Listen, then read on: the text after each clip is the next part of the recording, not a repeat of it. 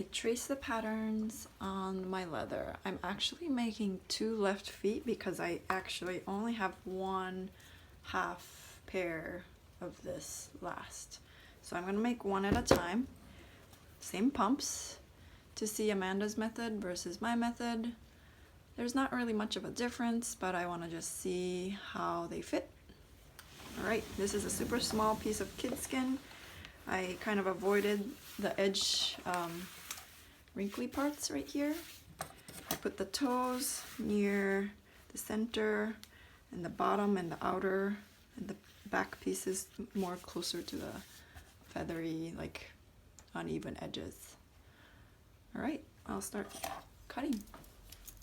Oh, and I also don't have scissors with me, leather scissors, so I'm using a really sharp blade.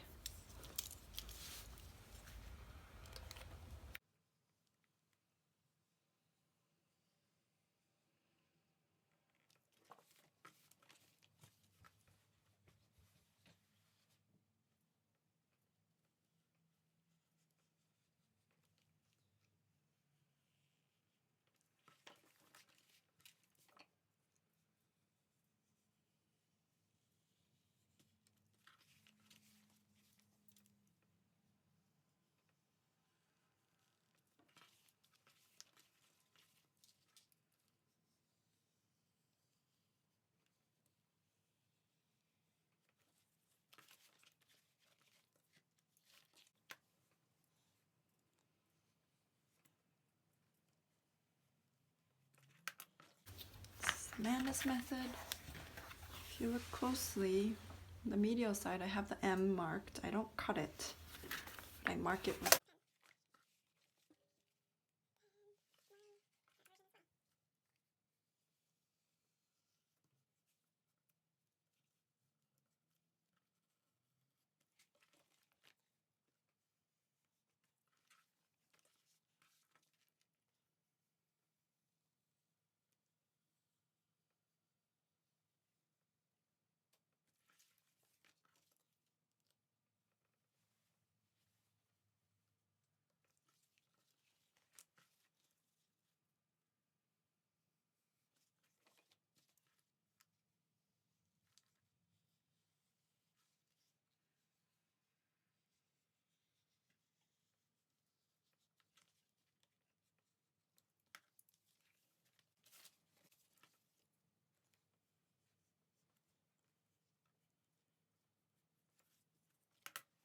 I want to mark where the center front is. That's my center front. So I have a folding allowance right here at the vamp. I can also mark the center right here as well. Okay, so that is Keiko method. Wherever I have a stitch allowance and a fold allowance, I would like to skive the leather so that it's not as thick. I gotta test it if I can do it with my blade here. Normally I would bring a stone, like a tile. I don't have that at the moment, so I'm gonna do it on top of this rubber. This blade, if you put it out long enough, it kind of bends and it's flexible like this. So I'm going to use that to my advantage. Use the blade and slice off the leather. I think I can do it. Yep. Alright, so I'll do it with my actual leather piece. I gave about 4 or 5 millimeters here. So I'm going to skive off.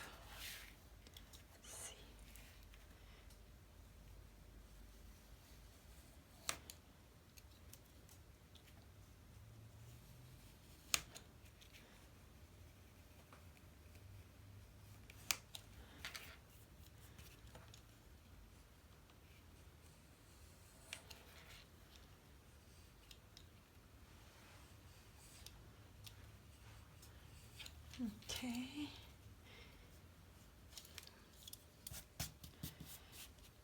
I dig too deep in at the tip is gonna like dig right into this rubber. So I'm trying to avoid that. And I'm trying to bend it so I have a little grip.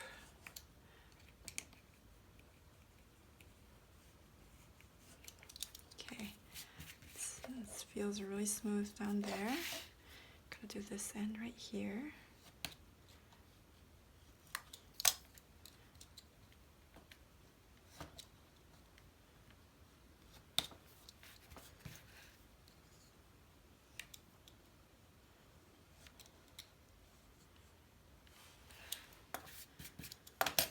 Okay, feels nice and thin. Super easy to fold. All right. It's a stitch and fold, so I don't want to go too shallow because when I stitch and fold, I don't want it to be like a super thick bulk, but I also don't want it to be too thin either.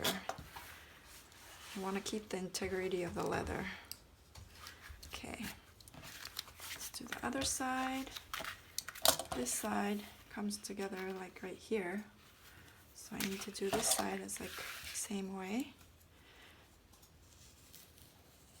Oop, I just cut that sliver off. I think I went too deep in there, but I gave enough allowance, so I think that's all right.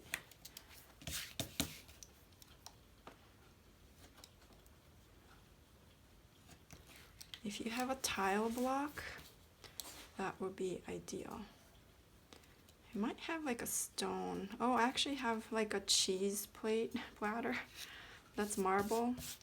I might use that for this part, just so that the blade doesn't go. See, you see right here? I don't know if you can see. All right, let's feel it. Okay, this feels good. So I'm gonna get a little bit smoother there.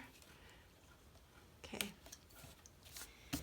I need to do all the way around. It's gonna take a little while, but I'm gonna do it.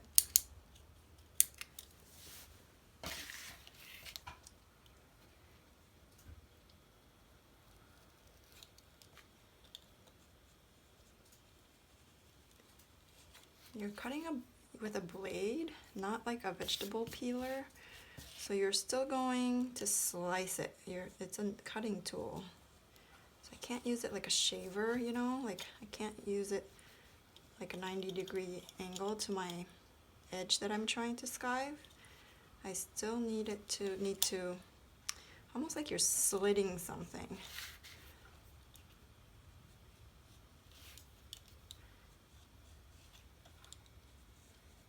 Curves are a little difficult. You can see I got like a chunk right there. As long as it's still intact, it should be okay. This one is a stitch and fold allowance. And the allowance I gave is about 3 millimeters. And actually more like 3-4 millimeters. I gave a generous 3 millimeters. But it's less than 1/4 inch.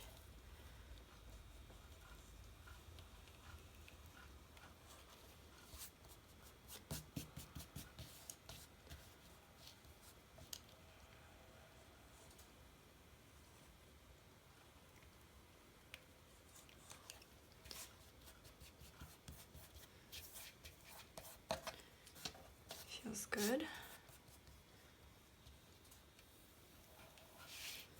Try to get it more even.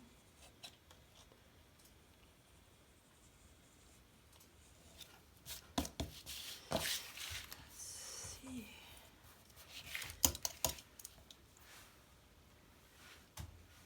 Okay.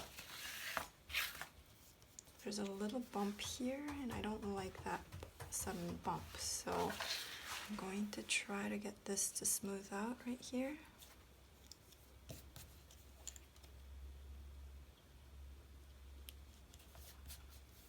Yeah, that's better.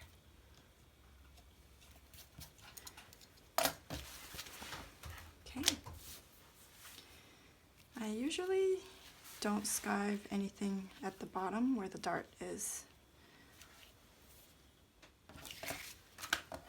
I'm going to cut along the design lines like a stencil mark. I call it a window. I cut little reference marks just so the pencil or the pen can go through the pattern paper when you're tracing on the leather.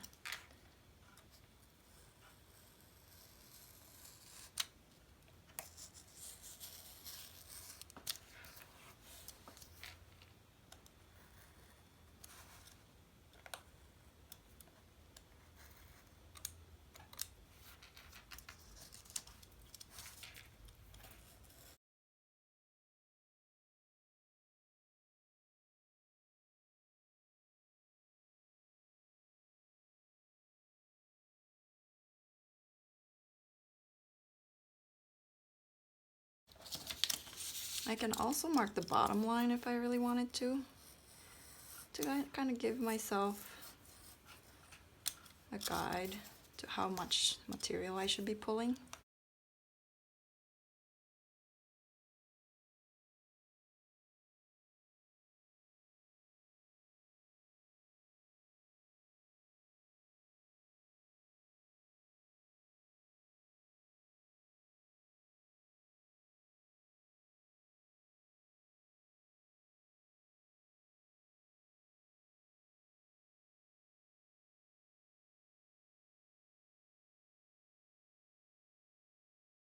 Following my markings really for the pattern because I think I ran out of paper right here, possibly, or something, because this is way narrower than say right here. So it's nice to make that marking. Also, when I'm skiving, the leather stretches. So when I just say, oh, I gave myself a 3mm allowance and I actually stitch there, I feel like the shoe gets bigger and bigger. So I personally like to mark exactly where the line is and what I'm working with. All right, let's see. I think that's good. If I wanted to, I can also mark the bottom line. All right. I am ready to trace all of this onto the leather piece.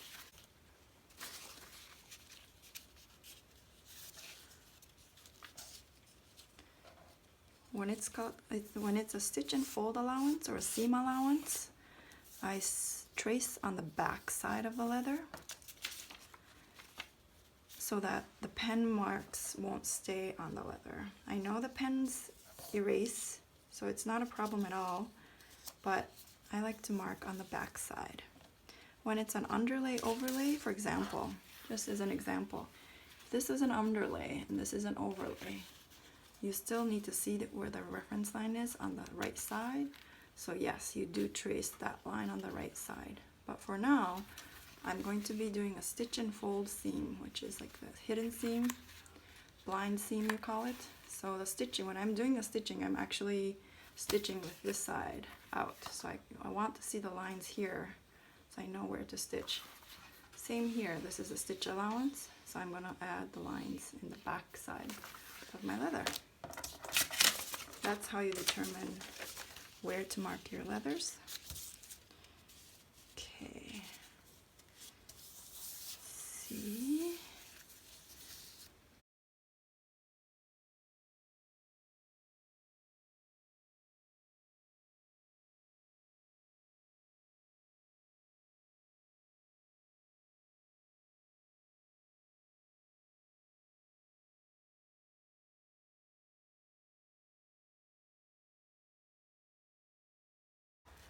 Oops, you couldn't see. I marked the center front there.